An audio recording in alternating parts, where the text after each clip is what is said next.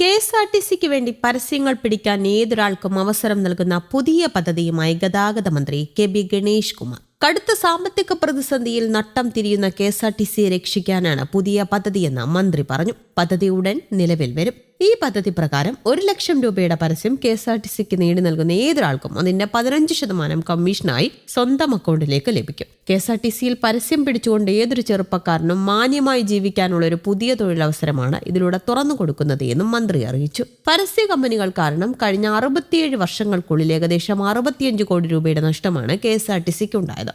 Tender എടുത്തതിനു ശേഷം ചില കമ്പനികൾ കള്ളക്കേസുകൾ ഉണ്ടാക്കുകയും കോടതിയിൽ പോയി ആ ഇനത്തിൽ പണം കൈക്കലാക്കുകയും ചെയ്യുന്നതാണ് KSRTCക്ക് നഷ്ടമുണ്ടാകാൻ കാരണം. ഹൈക്കോടതിയുടെ നിർദ്ദേശപ്രകാരം ഇത്തരം കമ്പനികളെ കരിമ്പട്ടികയിൽപ്പെടുത്തിയിട്ടുമുണ്ട്. ഇതോടെ ടെൻഡർ വിളിക്കുമ്പോൾ സംഘം ചേർന്ന് വരാതിരിക്കുക എന്ന പുതിയ തന്ത്രമാണ് അവർ പയറ്റുന്നത് എന്നും മന്ത്രി വ്യക്തമാക്കി. അവനെ വിറ്റ കാശ് നമ്മുടെ പോക്കറ്റിലുണ്ട് എന്ന് പറഞ്ഞായിരുന്നു മന്ത്രി പുതിയ പദ്ധതി പ്രഖ്യാപിച്ചത്. പരസ്യ വരുമാനം കാര്യക്ഷമമാക്കി കോർപ്പറേഷനെ കരകയറ്റാനാണ് പുതിയ പദ്ധതി ലക്ഷ്യമിടുന്നത് എന്നും മന്ത്രി വ്യക്തമാക്കി.